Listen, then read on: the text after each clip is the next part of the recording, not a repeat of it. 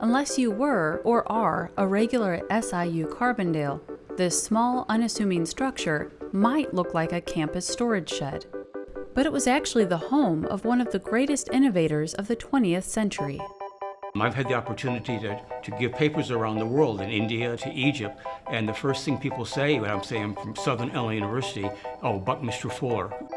Affectionately known by all as Bucky, Fuller designed and lived in this geodesic dome home with his wife, Anne, during his time as a professor at the university.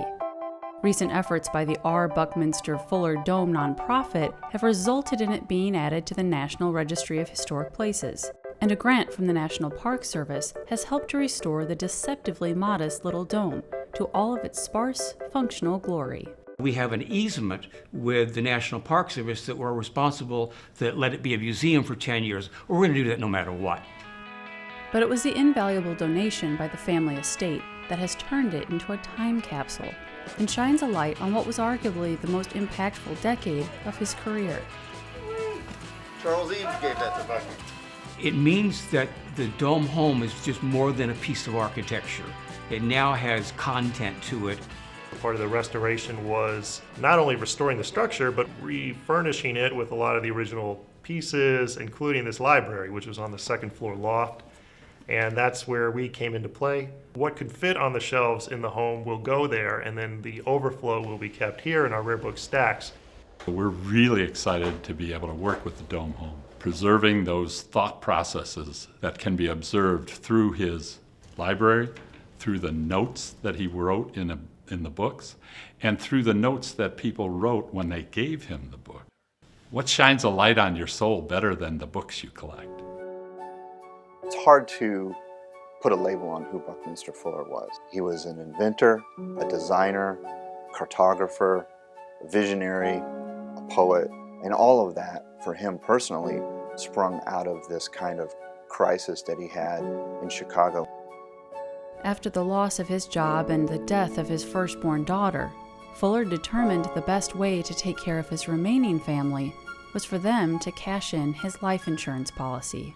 He was going to swim out into Lake Michigan in the winter, and he got in up to his waist and had this kind of disembodied voice talk to him and say, you know, if you're going to throw your life away, you should give it away in service. What he decided was that he would live his life as an experiment of what can one human individual do to affect the world for the better. Fuller felt that many of the world's problems, like poverty, inequality, and climate change, could be resolved by discovering more efficient ways to apply energy and use existing resources. He relentlessly pursued this mission over the next 6 decades through his writings, lectures, and inventions. But it was the challenges he faced as a child that formed his unique worldview into a very specific shape. He had a different sensory experience. He was virtually blind and deaf. He had very, very thick glasses his whole life and had to wear hearing aids. So his early years, his formative years, he navigated the world through touch. As a child in school, when the other kids were asked to build, they built based on what they saw in the world around them, and that came out as squares and cubes and boxes. He did it in more of a tactile way and found that a triangle and then a tetrahedron was actually a more stable shape, and you could feel that. From a baseball stadium in Japan to Epcot Center Disney World to the Climatron and our own botanical garden, it's clear that Fuller's most well-known invention began to take shape in those little hands. The geodesic dome is efficient in that it uses the least amount of material to enclose a volume of space. And it achieves that by imitating the way nature builds, from a subatomic out to a galactic level. Throughout his life, Fuller observed this building pattern repeated time and time again in the natural world. He was really validated when the carbon-60 molecule, which is a really fundamental part of life on a universal scale, turned out to be a little geodesic sphere. So it was named after him. It was named the Fullerene. Now, there are thousands of Fuller-designed or inspired geodesic domes worldwide. But before the patent for these dynamic structures emerged in the 1950s, the 2D version would serve as a new worldview, literally.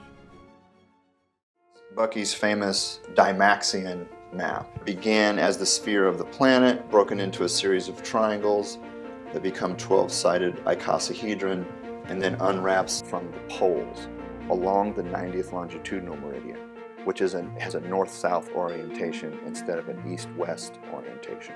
It really bothered him that most used two-dimensional map was a Mercator projection, it's called, which unwraps the three-dimensional sphere of the planet into a 2D plane and stretches the poles. It gave more importance to northern hemisphere places, which were predominantly white people, and equatorial people, black and brown people, where they're from, is diminished.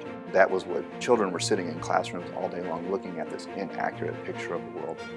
Bucky's Dymaxion map, not only a more accurate picture of the world as far as the sizes of the land masses, it really reinforces this idea of global unity, because you can easily see how people would walk out of Africa through the Middle East, across Siberia, when this was all frozen, walk into North America and populate the entire planet. Anthropologists really love this map. It actually appeared in Life magazine in 1943. In 1954, he has his patent for the geodesic dome. And it's really kind of that process in reverse, taking those triangles and turning them back into the sphere. While Fuller was teaching at Carbondale, the Edwardsville campus announced its plans to build a place of worship for students. As fate would have it, the 90th longitudinal meridian ran through the land being developed, providing an unmissable design opportunity for Fuller to turn his 2D map into a 3D miniature Earth. When you stand on the 90th meridian and you look up, you are looking at the place you are standing on the actual planet. Fuller designed what is now the Center for Spirituality and Sustainability in partnership with architect Shoji Sadao. This one little building, its design mimicking that pattern Bucky identified repeating in nature, would bring many of his philosophies and hopes for humankind together. So you have this vantage point of seeing your place in the world, and by the virtue that the dome is translucent, you look through it out into the heavens and you see the world's place in the universe. Thanks to his residency in the area, Southern Illinois and St. Louis remain some of the most important regions for built structures by Buckminster Fuller. The 120-foot-high Wood River Union Tank Car Dome was, at the time it was built, one of the largest structures in the world with no internal support. Used for maintenance and repairs on railroad cars, it had a 2.5-acre interior. And though Wood River's size was impressive, it was nothing compared to his futuristic vision for the residents of East St. Louis. Famous dancer and choreographer Katherine Dunham was also a professor at SIU during the 1960s and was passionate about restoring her adopted hometown to its former glory. She bumped into Bucky and said, "Could you imagine something for East St. Louis that would be a 20th century solution?"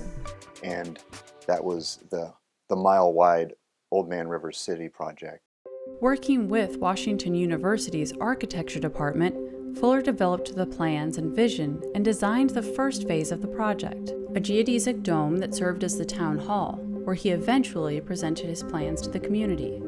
The scale model revealed a mile-wide collection of housing compartments, businesses, and athletic fields, all covered by a 1,000-foot-high geodesic dome. In his mind, he was liberating people from having to have a mortgage and live together in this cooperative, synergistic, unified living system. What it ended up looking like was a containment solution.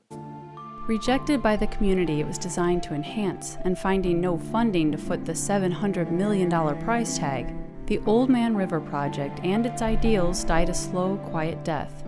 All that remains is the dome that once served as town hall, and is now the Mary Brown Center.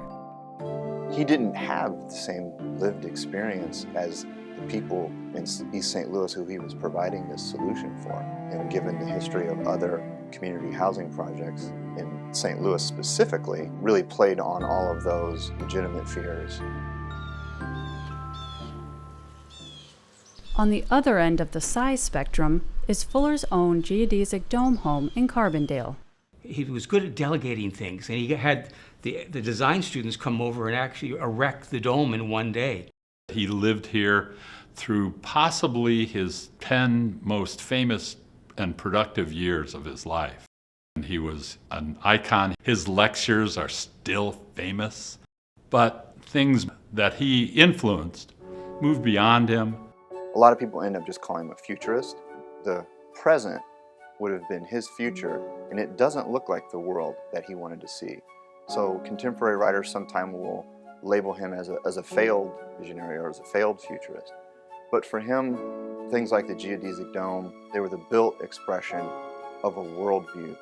He recognized that the world has limited resources, so trying to utilize those resources in a way that can satisfy every human's need on the planet. We would call it going green today. He was thinking about those issues back in the 30s and the 40s with his designs and energy efficiency.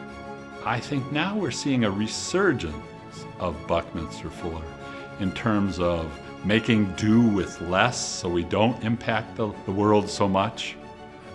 Thanks to restoration efforts and the donation of Fuller's library, his dome home is now an immersive experience for those studying the incredible scope and impact of his work.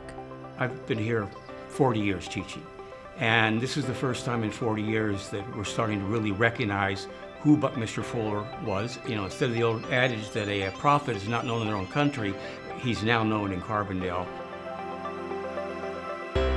For Living St. Louis, I'm Kara Vanninger.